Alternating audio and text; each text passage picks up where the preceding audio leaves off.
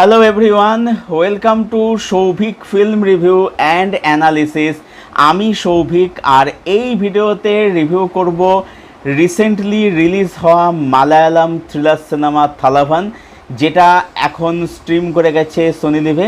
ছবিটা তোমরা হিন্দি এবং বাংলা ডাবিংয়ের সাথেও পেয়ে যাবে।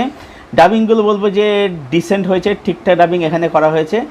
এবারে আসবো ছবিটার বিষয়ে, ছবিটা আমার ওভারঅল কীরকম লাগলো। So let's start. তো থালাভান এই ছবিটাতে ফিচার করেছে হচ্ছে বিজু মেনন আর হচ্ছে আসিফ আলী, যারা এখানে দুজন পুলিশ অফিসারের চরিত্রে অভিনয় করেছে। এবার আমি গল্পটা সামান্য একটু করে তোমাদেরকে ধারণা দিচ্ছি।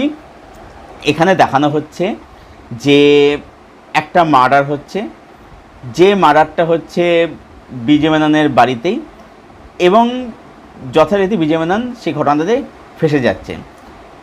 এর পরবর্তীতে আসিফ আলী কী করছে, সে কেসটা কীভাবে ইনভেস্টিগেট করছে। এবারে বিজু মেনন কি সত্যি খুনি? যদি সে খুনি হয়ে থাকে তাহলে সে খুনটা কেন করলো? যদি সে খুনি না হয়ে থাকে তাহলে কে খুন করে তাকে ফাঁসালো বা কেন তাকে ফাঁসাতে চাইছে? এই সমস্ত যাবতীয় প্রশ্নের উত্তর জানতে তোমাকে সোনি লিভে গিয়ে 2 ঘন্টা 10 মিনিটে ছবিটা দেখে ফেলতে হবে। পজিটিভ দিক, নেগেটিভ দিক। আমার কাছে এই ছবিটার জন্য কিছু ভালো দিক আছে, আবার কিছু খারাপ দিকও রয়েছে। পজিটিভ দিক হচ্ছে যে এই ছবির মধ্যে যে ইনভেস্টিগেশন প্রসেসটা দেখানো হয় সেটা কিন্তু বেশ ভালো। তার মধ্যে খুব বিশাল পরিসরে না হলেও তার মধ্যে যথেষ্ট ভালো ডেপথ আছে, ডিটেলিং আছে।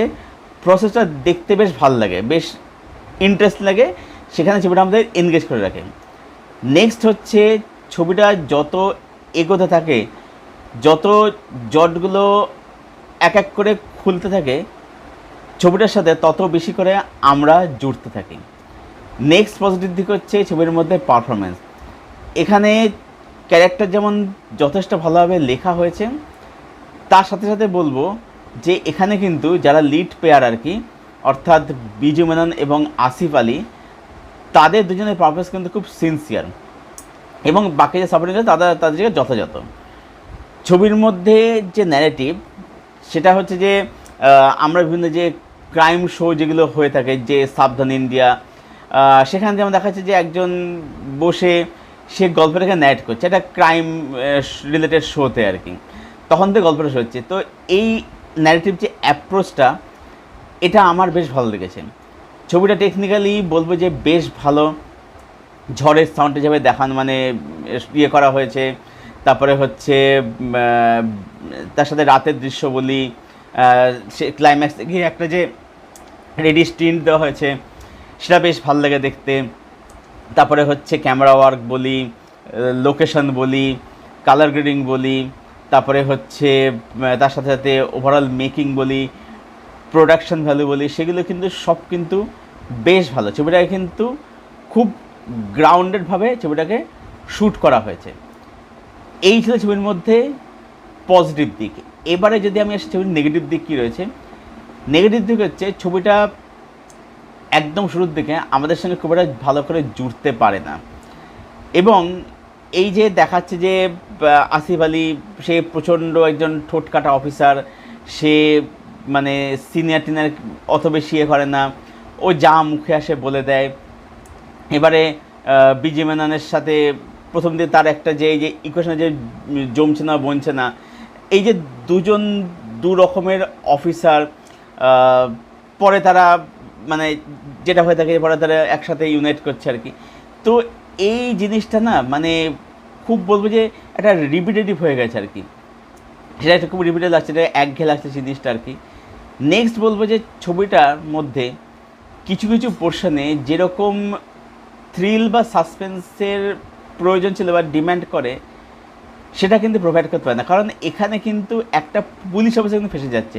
তো একজন পুলিশ যখন ফেসে যাচ্ছে, তখন সেখানে যেরকম মানে একটা টেনশন বিল্ড হওয়া দরকার, একটা থ্রিল প্রয়োজনে ডিম্যান্ড করে, সেটা কিন্তু প্রোভাইড কিন্তু করতে পারে না।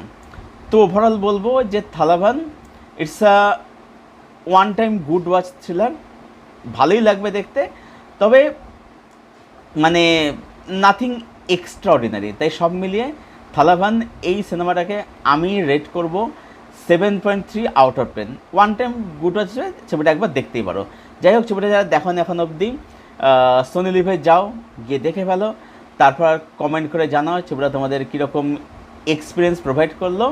আর থালাভান যাদের অলরেডি দেখা হয়ে গেছে, যারা দেখে ফেলেছো, ছবিটা অ্যাকচুয়ালি মানে গতকালই স্ট্রিম করে গেছে রাত্রেবেলার দিকে আর কি। তো যারা ছবিটা দেখে ফেলেছো, তোমাদের কি ওপিনিয়ন প্লিজ শেয়ার করো কমেন্ট বক্সে এসে। ভিডিওটা ভালো লেগে থাকলে লাইক করো, শেয়ার করো, চ্যানেলটাকে সাবস্ক্রাইব করো, পাশের বেল বাটনটাকে প্রেস করে দেয় এরকম আরও রিভিউ পাওয়ার জন্য। আর আমার সঙ্গে জুড়তে চাইলে আমার ফেসবুক লিঙ্ক দেওয়া থাকে নিচের ডেসক্রিপশন বক্সে, সেখান থেকে তোমরা আমার সঙ্গে জুড়তে পারো, সেখান থেকে আমার ফ্রেন্ড হতে পারি। ভিডিওটা এখানেই শেষ করছি। Thank you for watching, thank you for your support. দেখা হচ্ছে আবার তোমাদের সাথে পরের কোনো ভিডিওতে। Till then, tata.